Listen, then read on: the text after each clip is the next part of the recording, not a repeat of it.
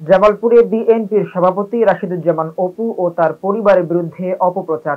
জামালপুরের প্রতিনিধি কামরুজ্জামান কানু আইটিভি বাংলাকে জানিয়েছেন, জামালপুরের মেলানন্দে ইউনিয়ন বিএনপির সভাপতি রাশিদুজ্জামান অপু ও তার পরিবারের সদস্যদের বিরুদ্ধে জামালপুর হালচাল নামে একটি ফেসবুক আইডি থেকে অপপ্রচার, মিথ্যা তথ্য ছড়ানো, সামাজিক মর্যাদা খননের প্রতিবাদে সংবাদ সম্মেলন করা হয়েছে। বৃহস্পতিবার ১৭ এপ্রিল বিকেলে উপজেলা দুরমুঠের নিজ বাড়িতে বিএনপি নেতা সৈয়দ রাশিদুজ্জামান অপু এই সংবাদ সম্মেলনের আয়োজন করেন।